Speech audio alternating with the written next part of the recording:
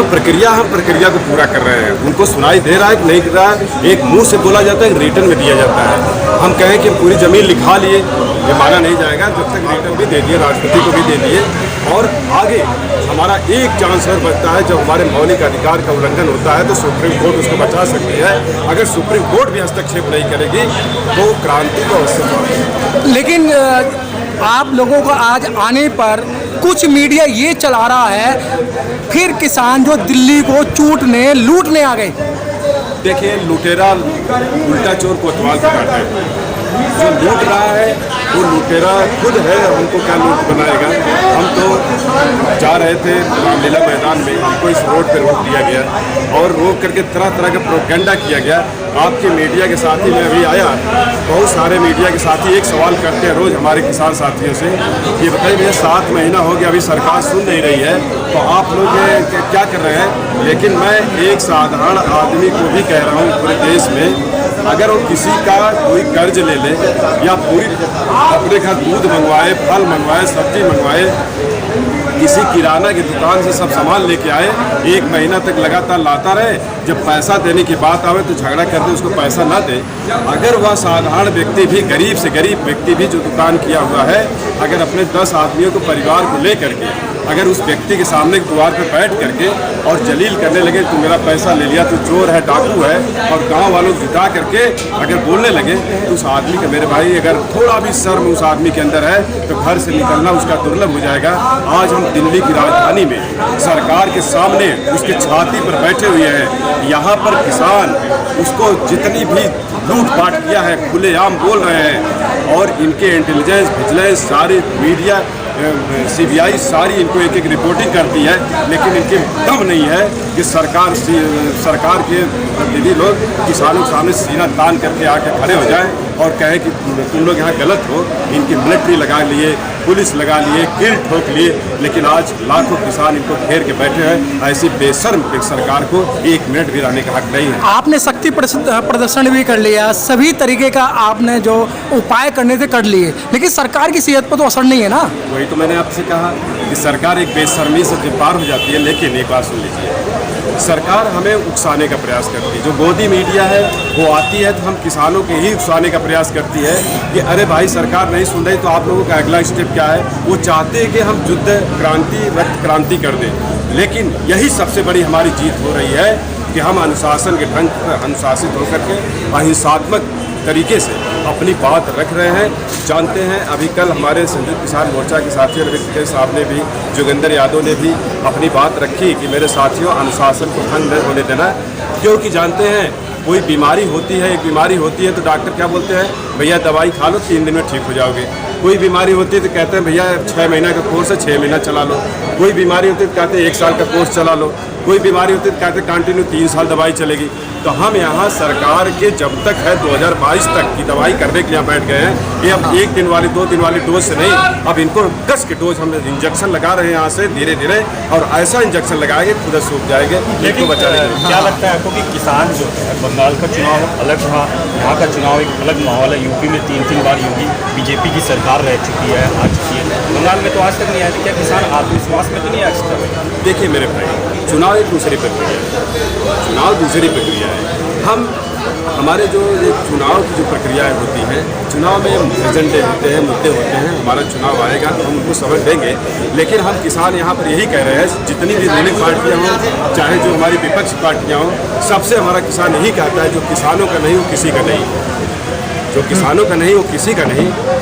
हमारे देश के चौधरी चरण सिंह, जो किसानों के नेता, किसानों के मसीहा कहे जाते हैं, चौधरी चरण सिंह ने कहा था, हमारे मसीहा हैं, उन्होंने कहा था किसानों से, अय किसान भाइयों, तुम्हारी एक निगाह खेत के बैल की मुठिया पर होनी चाहिए तो तुम्हारी दूसरी निगाह दिल्ली की गद्दी पर भी होनी चाहिए। आज जो है, जिसको देश की नीति बनानी चाहिए वो आज सड़क पर है, और जिसको सड़क पर बैठना चाहिए, जो कुछ नहीं जानता है, वो आज सदन में हमारी नीति तय कर रहा है, हमारी नीति तय कर रहा है। तो ऐसे लोगों से सावधान होने की जरूरत है। और चौधरी चरण साहब ने ये भी कह दिया था, राजनीति जी तो पुरानी बात, राजनीति जी एक आम विधायक आता है और इतनी बड़ी जनसभा के अंदर भुंडी गाली दे के चला जाता है। और जब उसका विरोध करते हैं तो किसानों पे 307 लगती है, 506 लगते हैं, उनको अंदर डाल दिया जाता है। देखिए भैया, ज़्यादातर विधायक और एमपी पार्टियों के, इसमें सभी पार्टियों की कहीं न कहीं कमी है। ज़्यादातर वो पूंजीपतियों को टिकट देती है जिनको कि पब्लिक से कोई लेना देना नहीं होता है।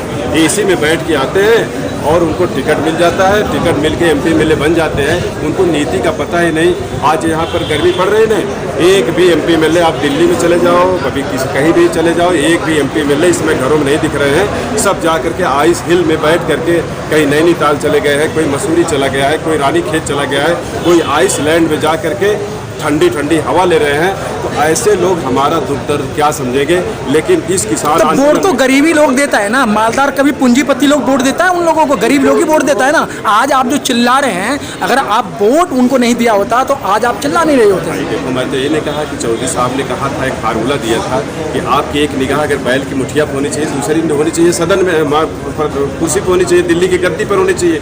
लेकिन हम किसानों से तो ये भूल हो गई आज तक। लेकिन चौधरी साहब के जाने के बाद आज तक किसान भूल गया। लेकिन अब किसान बैठने वाला नहीं है। अब यहाँ का किसान उठ गया है और किसानों ने ललकार भी दिया है कि कोई भी राजनीतिक पार्टी जो हमारी बात नहीं करेगा, हम उसका बायकॉट करेंगे। और दूसरी बात, किसान नेताओं ने, हमारे संयुक्त किसान मोर्चा ने भी कह दिया है, हमारे देखो भाई साहब, जो आप कह रहे हैं चुनाव की बात, हमारे अभी भाजपा में भी बहुत सारे एमपी एमएलए हैं। हम लोगों के पास आते हैं, यहाँ पर बॉर्डर पे आते हैं, मिल के जाते हैं। वो कहते हैं भैया हमारी बात तो मोदी नहीं सुन रहे, तो आप लोग क्या सुनेंगे। वो तो एक तरफा जैसे मालूम हो रहा है कि किसी कारपोरेट घरानों के दबाव में आ गए हैं। आप लोग आंदोलन करिए, हम लोग साथ हैं। तो जो हमारे साथ है, खुल के अगर आ जा रहा है तो हम भी उसका खुल के साथ देंगे और आड़े में बात करने की ज़रूरत नहीं है। और जो भी राजनीतिक पार्टी के है, चाहे पक्ष हो चाहे विपक्ष हो, वो सरकार की ही रोटी खाता है और सरकार किसान की रोटी खाता है। और किसान अगर बनाने भी जानता है, नष्ट नाबूद भी कर सकता है। तो इसीलिए तो मैंने आपको कहा ना कि जो चुनाव पे आके अब लड़ाई आ गई है, क्योंकि सरकार ने साफ साफ कह रही है कि हम कानून को रद्द नहीं करेंगे। तो फिर इस हिसाब से तो बात वहीं पहुंच गई कि यूपी का चुनाव, सारी लड़ाई तो यूपी की चुनाव सरकार हारेगी तो किसान जीतेगा। आप कह रहे हैं कानून रद्द नहीं करेगा, कानून तो रद्द हो चुका है मेरे भाई, हम तो जीत चुके हैं। फिर आप लोग क्यों बैठ रहे हैं? सर्टिफिकेट लेने के लिए नहीं होल्ड क्या, कारपोरेट घराने वालों कॉन्ट्रैक्ट खेती के तहत बोल रहे थे कि आप लोग जमीन जाकर किसानों के ले लीजिए, उसमें कॉन्ट्रैक्ट करिए। आज कॉन्ट्रैक्ट जो बड़े बड़े पूंजीपति हैं, बड़े बड़े कंपनी वाले हैं, सीधा सरकार के पास जा रहे हैं। भैया कह रहे हैं मोदी जी से, जब मोदी जी कहे कैंपेन चलाओ कि हमारा कानून बहुत अच्छा है, जब इनके मंत्री विधायक गए गाँव में तो किसान ने जब सवाल पूछा तो मुंह बनाने लगे, लाठी डंडा से लेके दौड़ाए, भाग गए।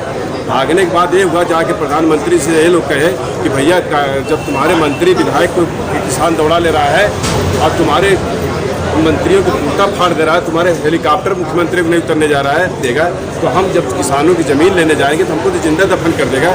जानते हैं, एक अगर दुकान में एक छोटा सा लड़का भी बैठा हो तो उसकी सामान की कोई चोरी करने की हिम्मत नहीं कर सकता है। यहाँ तो पहरे बैठ गए हैं। अब किसी माई के लाल में इनकी सरकार की 7 पुस्त की पुस्त दर पुस्त आ जाए, अब ये कृषि कानून को लागू नहीं कर सकती है क्योंकि अब पहरेदार बैठ चुका है। अब इनकी माँ की ताकत है, ये तो रद्द हो चुका है। हम इनसे, जैसे कुछ डॉक्टर होते हैं ना, नहीं, आप रद्द की बात करते हो, सुप्रीम कोर्ट ने भी 15 मतलब 1.5 साल के लिए, 1.5 साल के लिए इस पे बैन लगा दिया है। ना तो इस पे कोई कार्रवाई होगी ना कुछ होगी, आप बैठे रहो यहाँ, सरकार पे कोई असर ही नहीं है। देखिए जो सुप्रीम कोर्ट, एक मिनट भाई, सुप्रीम कोर्ट जो 1.5 साल के लिए बैन लगाने की बात कर रहे हैं, 1.5 साल के बाद हम चले जाएं यहाँ पर, 1.5 साल के बाद अगर सरकार कानून लागू ना हटाए तो फिर कोई सरकार आकर के हमारी ज़मीन हड़प सकती है।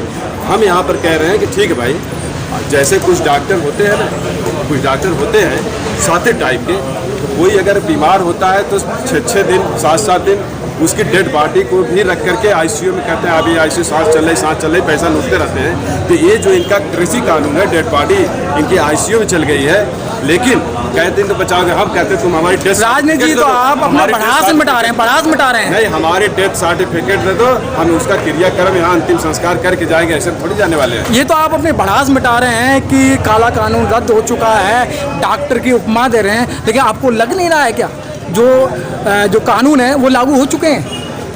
कानून तो लागू, देखो अगर कानून में हमारा जो साइलों में लोग जमा कर रहे हैं, सर सुप्रीम कोर्ट की अब कैसे बात मान लेते हैं?